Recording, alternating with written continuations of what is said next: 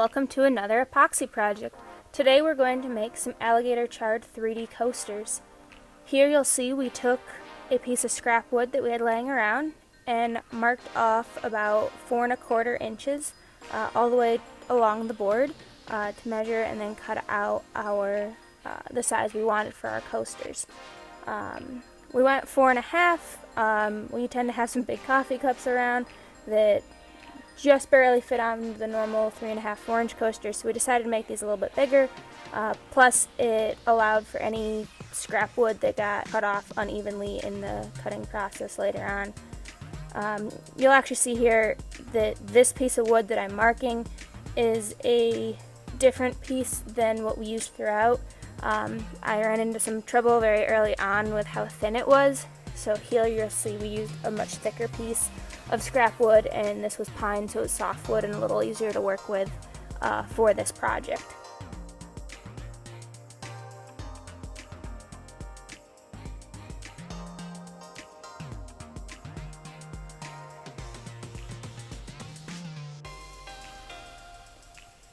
So now we're going to char up these pieces of wood. I just used a propane torch. Safety precautions taken here. I have goggles on. I have a fireproof glove on the hand that's holding the channel locks. I'm a lot farther away from the porch than the actual video makes it look like. I'm working over a concrete slab, and I have a bucket of water nearby in case the project does catch on fire. We're going to char both sides and make sure that they don't bend, and if I did a real deep char on it, you'll see get those cracks and crevices in there.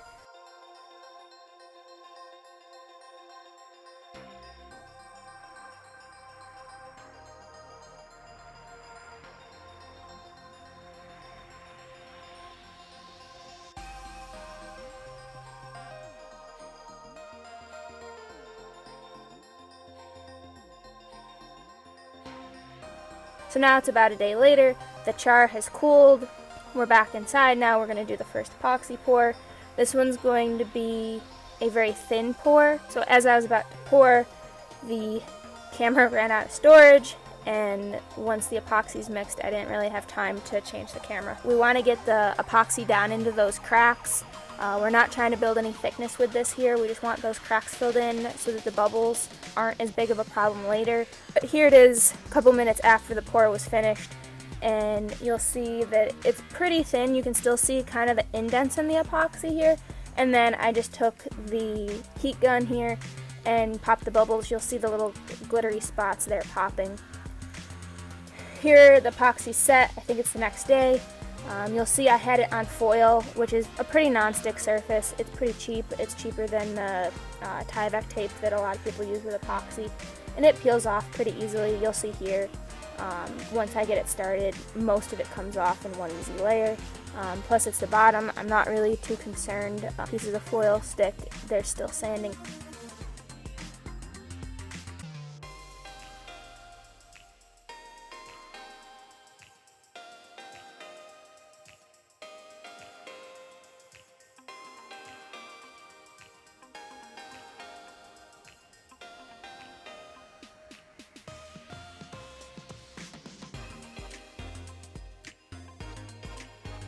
Alright, so now we've put a fresh piece of foil down. This time we're going to put them up on bottle caps. This is going to be a much deeper pour.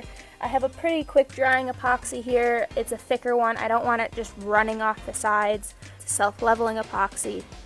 So we're just going to pour it on, try to get it even on each one, and then smooth it in. We don't want to spend too much time here brushing it. As I said before, it is self-leveling. Probably should have had gloves on, because of course I have to get my hands into the epoxy. But we're just going to smooth them out, make sure they're all set. And then I did come back and hit them with a torch to pop any of the bubbles. It was after I'd turned the camera off. Here they are, day and a half later. They just pop right off their bottle caps without a problem. But I did have a small problem that they picked up little dust particles that were floating around inside. So they're all really on the surface. We're gonna take and sand out those little particles that were on the top, and then sand down the drips off the bottom as well.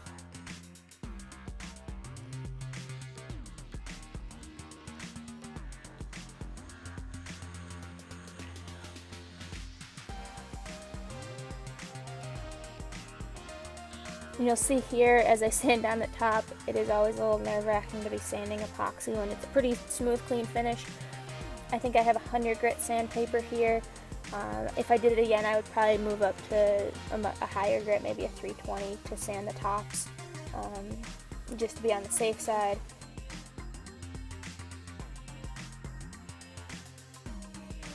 Come back inside, we've wiped them down with rubbing alcohol again, made sure to get all the dust particles back off them. So here we're going to apply a really thin coat. It's a really hot day here, so we're going to apply this really quite quickly. We're not trying to really build up any more layers here, just give it a clean finish. The solution here was to put them into plastic boxes that have a lid. That way, as they're drying this final time, they won't have any dust particles getting in with them. Hit it with the torch one more time, and I think that's a pretty cool look on those, so we'll see how they look when they dry. Put the lids on. So here we are about 3 days later. I wanted to give that top coat of epoxy a good amount of time to cure, make sure that it didn't get any scuffs in it when I was moving them around. So they just lived in those little boxes for a couple days. I took them outside. There was better lighting to get a good camera angle on them. They're really quite shiny. So I think these turned out pretty cool. These are pretty tall for coasters. I think it kind of looks cool. It adds to that 3D effect, but if you wanted them shorter, you could definitely run them through a bandsaw. What I did, I just made sure the bottoms were flat here, and then I added a piece of felt to the bottom so that there was no chance of them scratched or anything that I put them on. So I think these turned out pretty cool. Let me know below what you think. Please hit that like and subscribe button. Have a great day.